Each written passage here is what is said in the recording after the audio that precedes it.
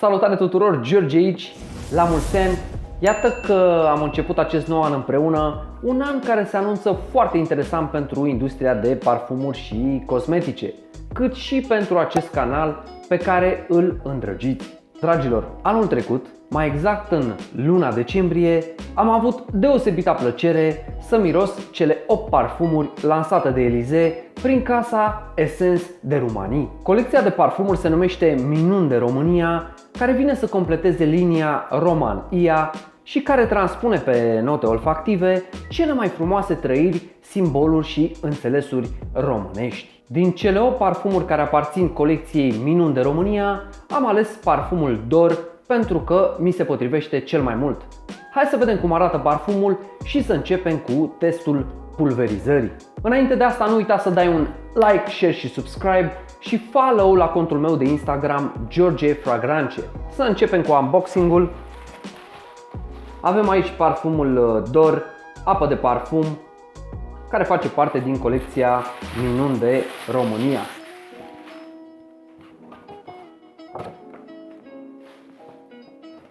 După cum vedeți, cutia parfumului este foarte interesantă.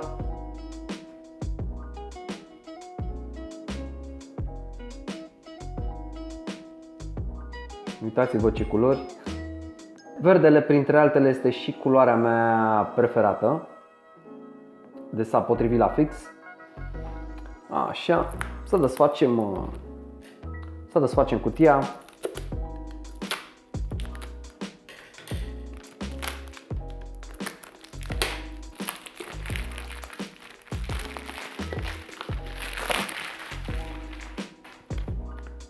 Și aici avem parfumul Dor, doamnelor și domnilor, parfum unisex, apă de parfum.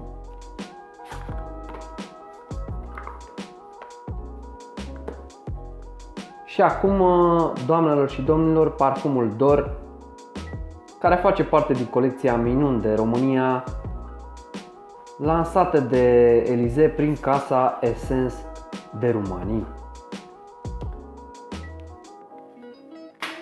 În cutie avem și o cărticică, după cum vedeți. Până să ajungem la parfum, vreau să vă arăt cele 8 parfumuri lansate de Elysée. Și se pot vedea aici parfumul Vis, parfumul Dracola, deci nu Dracula, Dracola, parfumul Dor pe care o să-l prezentăm azi, parfumul Nor, ce nume frumos, parfumul Roa, Fior, Hora și Amurg. Cel de-al doilea parfum pe care aș dori să-l prezint în premieră pe acest canal este parfumul Amurg.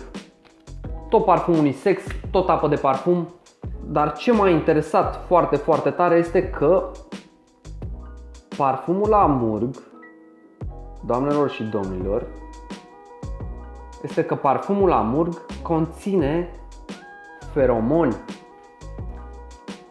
Deci asta o să fie foarte interesant când o să-l prezentăm. Dar să ne întoarcem la parfumul Dor. Așadar, parfumul Dor, apă de parfum, care face parte din colecția Minuni de România. Bineînțeles, colecția Minuni de România este un concept românesc, dar parfumurile au fost create în capitala mondială a parfumurilor, în orașul Grasse din Franța. Așa. Wow!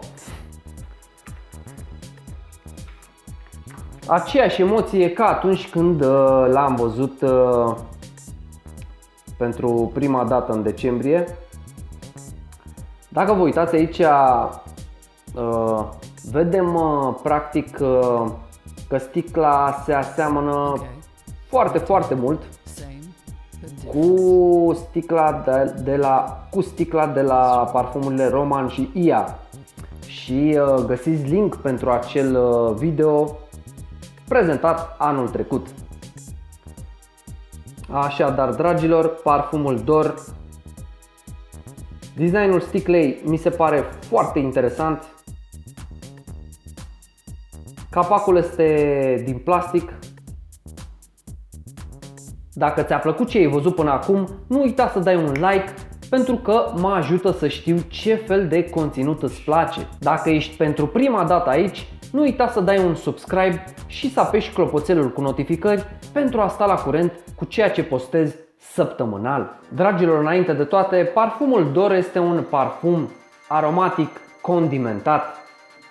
Așadar, să începem cu testul pulverizării.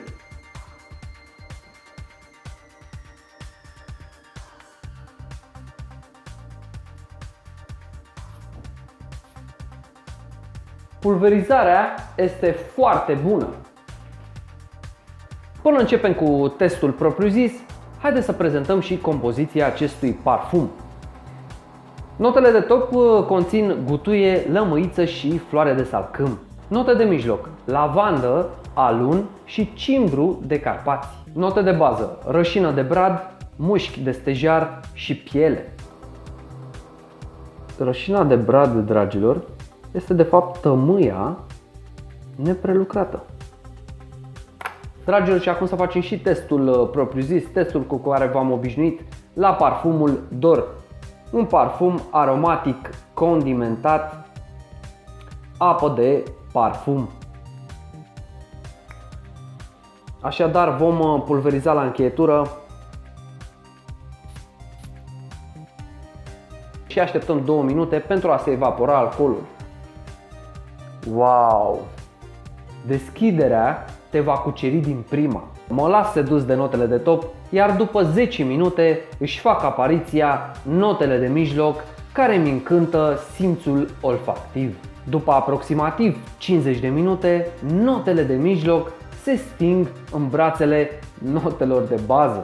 Note de bază care, odată ce s-au fixat, parcă dau un sens acestui parfum care miroase încântător, doamnelor și domnilor. Printre altele, notele de bază pe care le-am prezentat mai devreme fac ca acest parfum să persiste foarte mult și să fie tocmai bun de purtat în acest sezon rece și nu numai. Parfumul Dor este un parfum care se pretează a fi purtat aproape la orice ocazie, mai ales la birou, la o întâlnire de afacere și cu persoana pe care doriți să o dați gata. Înainte de a purta acest parfum, să vă pregătiți sufletește pentru că veți primi o grămadă de complimente. Este un parfum care cred eu că te va ajuta să obții ceea ce îți dorești. Un parfum pe care îl recomand cu încredere și sunt sigur că vă veți îndrăgosti de el. Parfumul Dor poate fi găsit în magazinul Elize la prețul de numai 490 de lei. Așadar, doamnelor și domnilor, iată ne ajung și la performanță. Longevitatea este de 14 ore, iar poziția în spațiu este de 6 ore. Parfumul a fost testat pe pielea mea. Notele de bază fac ca acest parfum să persiste foarte mult pe pielea dumneavoastră, ceea ce ne conduce și la concluzia finală a acestui videoclip. Așadar, dragilor, azi am să ofer pentru parfumul Dor din colecția Minuni de România, lansată de Elize prin casa Essence de Rumanii, nota 10 pentru performanță, nota 10 pentru designul sticlei. Mie sticla, sincer să fiu, mi-a plăcut foarte mult. Așadar, nota 10.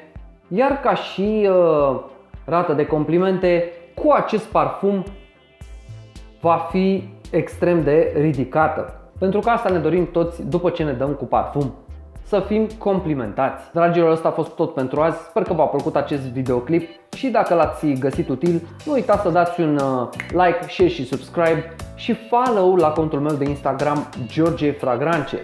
Sunt acolo foarte activ, postez zilnic și vă aștept la fel ca de obicei cu întrebări pentru a vă răspunde cu mare drag la ele. Până data viitoare, parfum și iubire, aveți grijă de voi, o săptămână minunată. Eu am fost George, voi sunteți minunați, ne vedem data viitoare, pa, pa!